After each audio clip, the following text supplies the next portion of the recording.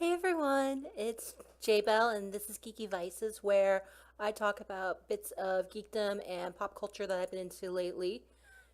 So the overall vibe of the show is unrehearsed, unedited, and unhip. I honestly don't care what's the latest and greatest. I just kind of go wherever my impulsive interests take me. So yeah, and also to forewarn everyone, um, I tend to be a little bit spoilers light. I try not revealing anything major, but if you want to go into something completely unbiased, I would recommend watching my content after you enjoy my topic. So, on that note, this week I am talking about rewatching a show. Big surprise. I am infamous for rewatching things over and over again. But, anyways, I am rewatching Kenichi, the Mightiest Disciple. Also, sometimes called like History's Mightiest Disciple or History's Strongest Disciple, Kenichi. Same difference. But, anyway, um, this is one of my favorite, like, just relaxing to animes. Like, it's fun. Like, it has really good characters. The pacing's good. It's one of those ones where it's like I'm happy to either give it my full attention, or if I'm doing something else, like if I'm tidying up around the apartment, then it works as something where it's like if I miss a scene or two, like I don't feel like I'm missing out. So it's a good fluffy show. I mean, certain shows like if I'm rewatching Full Metal Alchemist oh, I would be like super sucked in and I'm like, oop, I can't do anything else. And it's not too heavy either. Like some shows like that are super high quality, like Psychopaths or Speedgraph or Death Note. Like those are really good shows, but they're very cerebral and mentally. They take a lot of mental energy to watch because it's definitely like very intelligent shows, and it's also the content can also is a little bit heavy, so sometimes it's not. So it also can like kind of like wear you down a little bit. Versus Kenichi's a good show if you just want something light to relax to or something to kind of like boost your mood type of show. Anyways, the premise of the show is that Shirahama is a high school student. I believe he's the first year. Who, yeah, he is because they talk about middle school a lot. Who's always been a coward, like who's always been made fun of for being Kenichi weak knees, and has always been like one of those kids who's picked on. And he's one. So some defining characteristics of Kenichi are that he has a very strong sense of like he has a very strong moral compass. Like he has a very strong sense of like his integrity, what's right, wrong, like what's he. So like he very much like will stick to that. So that's a very admirable trait in him. He also tends to read a lot of self-help books. Anyways, he joins the school's karate club, and the karate club picks on him and won't even let him actually learn anything. They just have him clean up because they don't want because he's so weak. And so you would think the point of a club like that would be to actually improve someone, or if there had to be tryouts to get in, maybe shouldn't have let him in the first place. That's just my thought, but maybe it's just my American take on it. I mean, in the US, we don't have all these different martial arts clubs. Like, I don't think school clubs are quite the same extent of importance as they are in Japanese culture. Anyways, he ends up getting picked on, and he ends up deciding to one day after practice when no one's there, like use the punching bag, and that provokes this other freshman who's huge and is basically like the little new darling of the karate club because he's big and powerful, and yeah, and so he's basically threatens him. It's like, okay, if I'm gonna give you a week and we're gonna fight, and if you don't quit that, then I'm gonna fight you, and whoever loses has to quit. No arguments. And so yeah, and since Kenichi can't train, and he's kind of screwed. However, earlier that day on his first day of school, he had met Miyu, this blonde girl, who while they were walking to school, she was getting picked on some by people, and turns out she's a badass martial artist, and she basically kicks everyone's butts. But she thanks Kenichi because he is willing to try standing up for her, and she's never had that before. And so basically, Kenichi becomes Miyu's first friend. And then we find out very quickly that Miyu has had a very unusual childhood in the fact that she was raised at Ryosanpaku, which is a dojo. It's not just a regular dojo, though. It's a dojo where it's just masters, and each master is the master of their own discipline. So they have a karate master, they have a Muay Thai master, a judo master. They have, sorry, my brains. They have a weapons master. They have Kensei, who's a master of like all sorts of crazy Chinese martial arts. So it's like, so they have different masters, and they basically, and then Miyu's grandfather is the master of the entire thing. So like he's the biggest badass of them all. And so Miyu offers to let Kenichi train there, but he might he might die in the process. And like he ends up basically all these masters do take an interest in him because he has zero natural potential, but they do appreciate his integrity and saying like how it's like if he got strong, he'd be wanting to protect the weak people. Like he doesn't want to be a bully. He wants to basically stand up to bullies and do it on behalf of other people also if he actually gets strong enough. So he impresses them. And so he starts training. Basically, here's the thing. The training is ridiculous level. Like, as I said, like, they do keep on saying, like, oh yeah, this is probably going to kill you. Because, like, they put him through ridiculous training. And at first, they just do strength training because they don't want to teach him techniques for very specific reasons. But Miyu hears that the guy who Kenichi is scheduled to fight with, Jumanji, is planning on killing him, and so she teaches him a couple basic things, including the stepping technique. And the thing is that it helps Kenichi win because he ends up being able to do some sort of judo maneuver, like at just the right time, because he happens to see an opening. But the thing is that they find out, Kenichi finds out that there's a reason why the masters don't want to teach him any techniques. They are just trying to make him physically stronger, because as soon as people realize he has techniques and he has some training, they're gonna be like, well, you were hiding, you're pretending to be weak. And basically the whole series is basically how it's a series, how Kenichi, no matter what he does, like he's always gonna have people like going after him. When they think he's weak, people are going after him. When they think he's strong, like people keep on wanting to go after him and like prove themselves better than the previous guy he beat. And also there's this giant gang called Ragnarok that's really, really wanting to recruit him, and basically like everyone who's trying to recruit him wants to fight him to then drag him over there because they keep on hearing how he's strong, even though he apparently used to be weak. And yeah, Ragnarok's logic never made sense to me, but hey. But yeah, basically it's like Kenichi basically can never slack off, and that's just like a reoccurring thing. But as I said, Kenichi has no natural talent versus Miyu does, and there's several other characters, but he's basically also, in that regard, he's a blank slate for all the masters. And so like, and the fact that he's gained such a diverse, intensive training, it's like he actually learns eventually how to combine his own moves from different schools. And yeah, it's just the whole series, like it progresses very interestingly. I'm not trying to spoil things. I will say I like some of the things I like is the fact that there is some Norse influences. Like I said, like the big overarching gang, like the big bad, like that's like the big bad organization for the whole 2 seasons of the series is Ragnarok, which is a Norse mythology reference, which I love mythology references, but I feel like certain ones don't get as much love as some other ones. Like I mostly know Greek mythology, but I know like especially with Western culture, like we definitely know they're most likely to refer to Greek myths, but I do like how Norse mythology is getting a little love from the show. And actually the leaders of the 8 leaders of the Ragnarok are the 8 fists, and they all have Norse mythological names. Let's see, I believe the first fist is Odin, then there's Berserker, then there's Freya, who leads the Valkyries, which are basically all-female branch of fighters.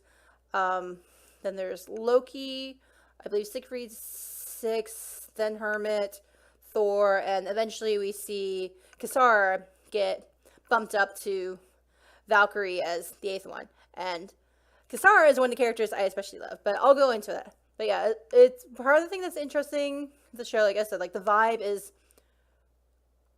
I mean, he's definitely like he definitely is always being challenged, and there's always like a moral question, or just like a question of courage. And so like there's a little bit of like, there's definitely heart to the show, but you also see like him progress and the difficulty of who he overcomes progress, but it's a realistic progression.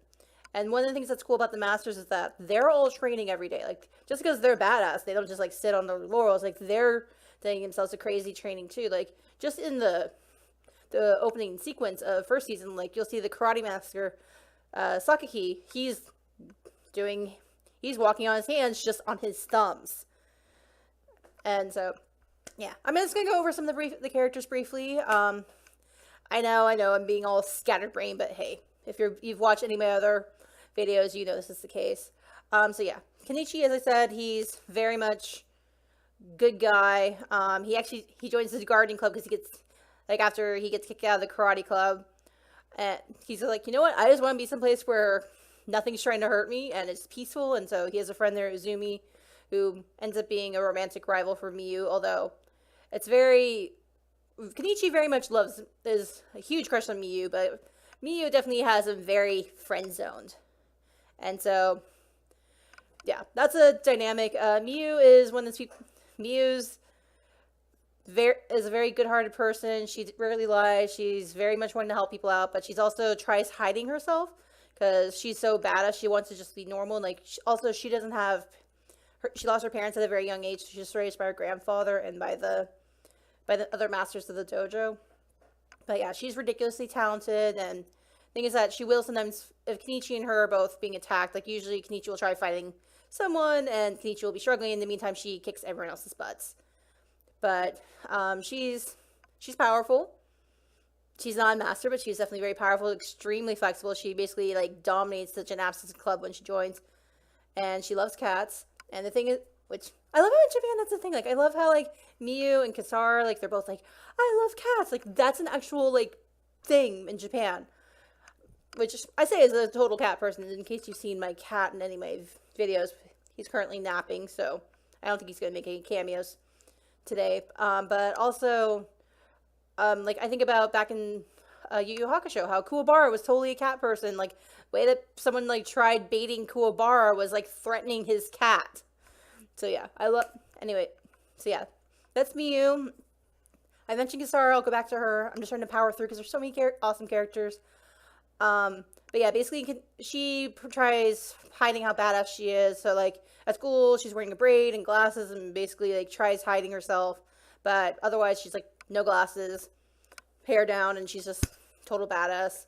And yeah, she's cool enough. She's a little bit too perfect of a character, but I'm okay with it because she's also like, she has a temper and she's also kind of oblivious, so like they balance it enough where I'm okay with her. Like, she's not a boring character like Elizabeth from Seven Deadly Sins where it's just like anyways, one of the more interesting characters is Kenichi's kind of friend is Haru Nijima, who is one of the most interesting characters I've seen in anime because like he's basically just being compared to being like as an alien. He has like implied to have weird powers. Like he has like really pointed ears and like a really long like snake tongue. Like I think it's forked if I remember correctly. He's like little like antennae. But basically like he's always like gathering information and like he has this really evil laugh and he's always, you can't really trust him. Like even when he considers Kenichi a friend, he's also a lot of times like setting Kenichi up for something bad to happen.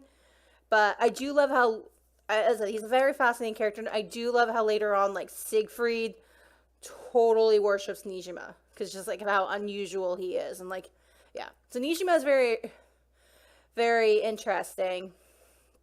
A lot of Kenichi's other friends are people he previously defeats. I'm not going to try defeating things, although I think that one of his friends, Takeda, is probably who he considers his closest friend. And I think they would be probably closer friends if they were actually in the same grade, because Takeda's a senior. But yeah, that's who I think Kenichi's like, this is who I want to hang out with. This is my bro. But yeah, that's it. Trying to be spoiler. As far as, so yeah, those are some of the major characters. As far as the masters, now there's Sakaki, the karate master. He's big, buff guy. He's not able to give that great of advice usually. Like usually he's a little bit, like he drinks lots of sake. But he is one of the people that Kenichi turns to the most. There's Akisame, who's like probably the other person Kenichi turns to the most. He's smaller, but like he's so powerful. Like he's one of those people who's like small but super compact. And he's basically one of those people who's good at everything. Like he does bone setter and like clinic, which helps earn the dojo money. He does sculptures, he does calligraphy. He's basically like old like Japanese like samurai type thing where it's like he's basically like proficient at everything and like, super balanced and super well read and yeah. And like calligraphy and everything, basically everything he does. And like he's one of the main teachers, but he also like does some of the more torturous things. Like I remember one of the first things that Kenichi has to do is like hold these heavy pots over his, or like this, like in his hands like this, and keep his arms up. And if he lets his arms relax, there's little knives that will poke him, so he's like he can't drop his arms down. Or there's an exercise where Kenichi's hanging by his feet and he's having to do like basically like over a flame, and so basically Kenichi keeps on having to like do sit-ups to protect his stomach, but then he has to like basically reverse back the other way so that way he protects his back. So it's like, and in the meantime, Akisame is cooking fish while he's doing that. So yeah, that's general vibe for him. Let's see, Kensei Ma, who is does all the crazy Chinese martial arts. I think he's one of the more effective teachers, honestly, because like a lot of times like doesn't do as much of the crazy danger stuff, and a lot of times his techniques really help. Like I remember he tried teaching Kenichi like how to better like stretch out his arms, and like that actually was really effective. So I think he's actually one of the better teachers, which might make sense since back home he has a lot of disciples, which yeah. But anyways, he's kind of pervy and he's always taking photographs of Miyu and also Shigure whenever he can. Like he's always like hiding underneath, and like as I said, he's a little bit pervy, but it's like pervy light. So yeah, and as I said, he's also like knows how to manipulate Kenichi, where like sometimes when Kenichi's trying to give up, he's like being like, yes, but think about how you get to spend more time with Miyu if you do this. And he's like, and that immediately convinces Kenichi to be like, yep, I'll keep doing this. I mentioned Shigure. She's a weapons master. She's kind of quiet. And her main thing is that she has a little mouse named Tochimaru that usually hangs out in her head. She's really good friends with Appachai, who's one of my favorite characters. So Appachai, I believe.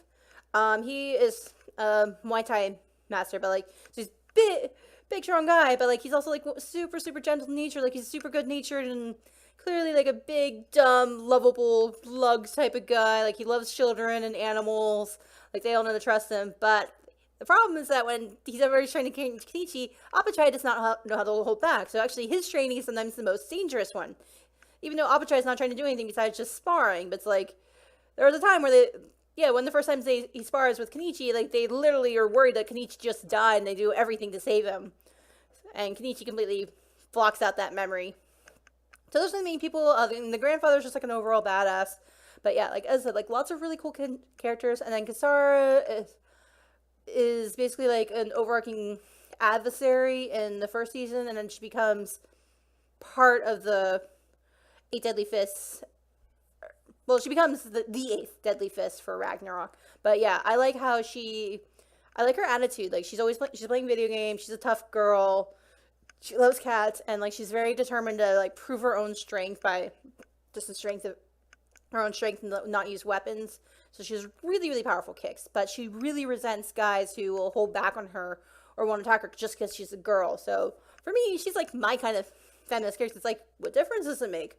I'm badass. And like she has a lot of bad experiences where when she did do competitive martial arts, how like if she did beat a guy, the guy would be like, oh, of course I held back. I'm not gonna hurt a girl.